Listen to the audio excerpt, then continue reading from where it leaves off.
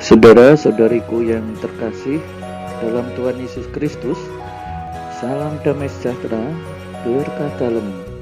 Oras, mari kita belajar Alkitab lagi ya. Kali ini kita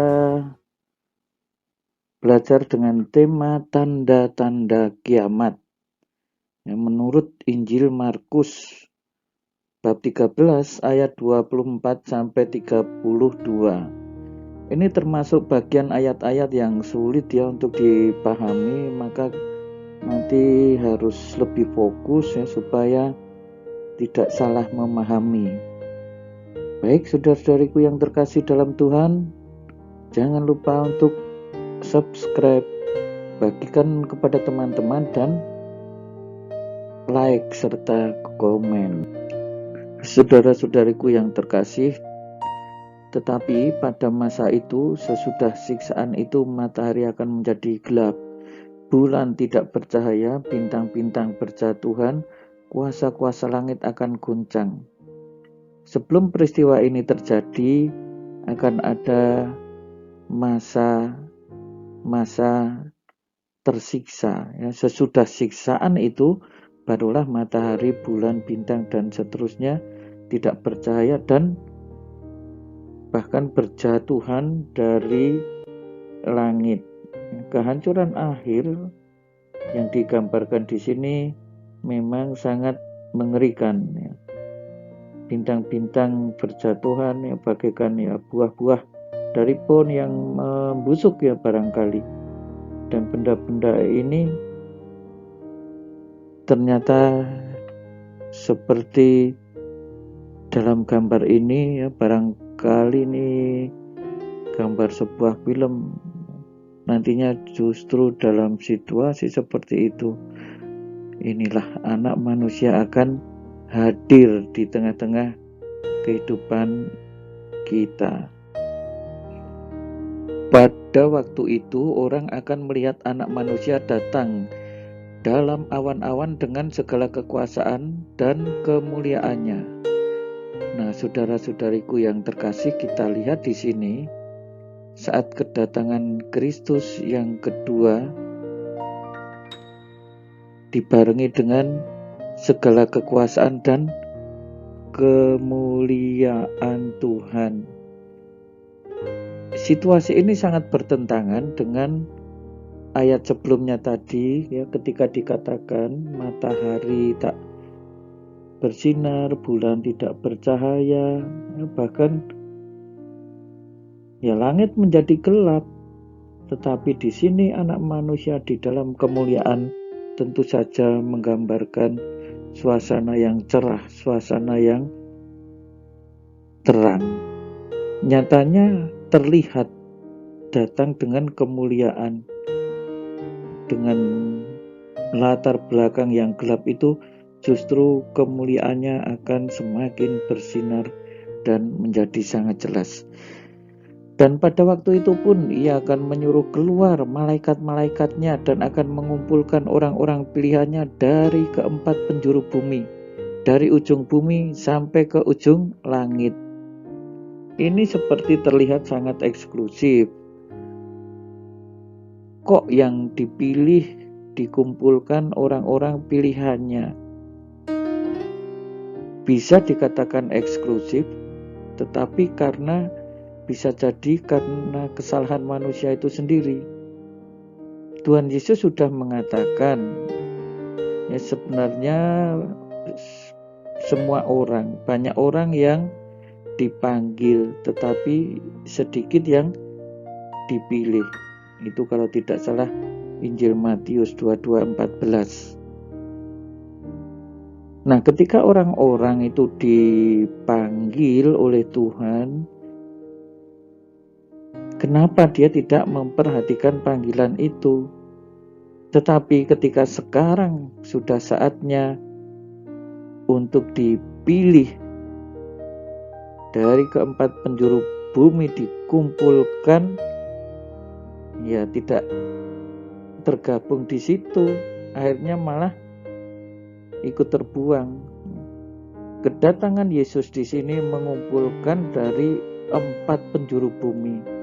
Mungkin dari kutub utara, selatan, semua yang percaya kepada Kristus dan tidak menolak Dia tentu akan menjadi orang pilihannya, dari utara dan selatan, dari timur sampai ke barat.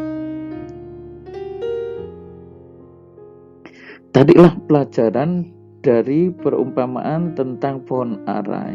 Jadi kamu tahu bahwa dengan gejala-gejala pohon ara yang seperti itu, ini berarti musim panas. Maka kalau nanti juga melihat gejala-gejala yang berkaitan dengan bulan bintang tadi, ketahuilah waktunya sudah dekat, sudah di ambang pintu. Nah, saudara-saudariku yang terkasih di dalam Tuhan Yesus Kristus, perumpamaan ini hanya mau menjadi gambaran kalau manusia itu bisa loh mengenali hal-hal yang sifatnya sangat duniawi. Kenapa ya kok tidak bisa mengenali gejala-gejala kosmis yang bisa menjadi tanda-tanda akhir zaman? Aku berkata kepadamu,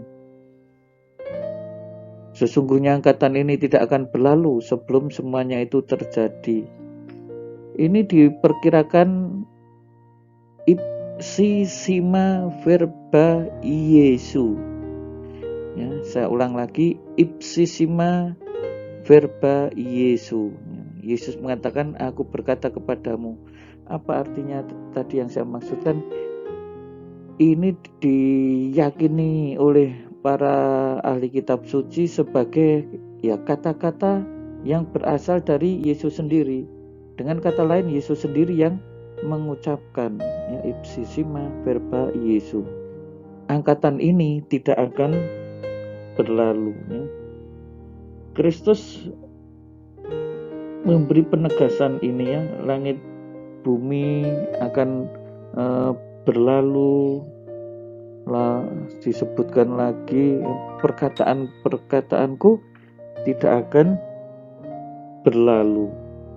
Ya, satu pun dari nubuat Yesus tidak akan gagal, pasti akan digenapi, ya, pasti akan terjadi. Perkataanku tidak akan berlalu. Tetapi tentang hari atau saat itu tidak seorang pun yang tahu. Malaikat di surga tidak, anak pun tidak, hanya Bapa yang tahu. Nah, saudara-saudari yang terkasih, ya, tentang akhir dunia ini kita tidak pernah akan tahu kapan itu waktunya. Ya. Waktunya sudah direncanakan sendiri oleh Allah. Ya, disebutkan tidak ada manusia itu yang tahu, malaikat pun tidak. Maka kalau ada orang yang mengatakan, wah saya tahu nih akhir dunia ini akan saya ramal tahun depan, jangan percaya ya. Di dalam kitab suci sudah sangat jelas dikatakan ya, tidak ada yang tahu. Ya. Tapi kiranya menjadi sangat baik bagi manusia kalau tidak mengetahui. Supaya apa? Ya supaya manusia senantiasa itu siap sedia. Ya, tetapi kalau manusia tahu, oh masih misalnya ya tahun 2025, nah, nanti orang-orang baru persiapan di setengah tahun terakhir. Itu menjadi tidak fair dan itu lalu hidup menjadi tidak untuk mengabdi Tuhan. Malah orang bisa saja sebelum dekat waktunya akan melakukan kejahatan berbagai macam apapun ya, karena nanti toh masih bisa bertobat. Tetapi dengan tidak diketahuinya kapan hari dan saatnya, orang mau tidak mau harus mempersiapkan sejak sekarang. Nah, saudara-saudari yang terkasih, sekali lagi ya, jangan percaya ya pada ramalan-ramalan yang seringkali kita dengar. Sudah terbukti ya, terlalu banyak ramalan yang ada dan tidak pernah ramalan itu menjadi nyata. Baik saudara-saudari, selamat untuk berjuang. Persiapkanlah, karena apa? Banyak yang dipanggil tetapi yang sedikit yang dipilih. Saya yakin saudara-saudari semua termasuk mereka yang dipanggil dan juga dipilih. Tuhan Yesus memberkati. Horas berkah dalam. Saudara-saudari sekalian, pekerjaan saudara, aktivitas saudara, keluarga saudara dilindungi dan diberkati oleh Allah yang Maha Kuasa, Bapa dan Putera dan Roh Kudus. Amin.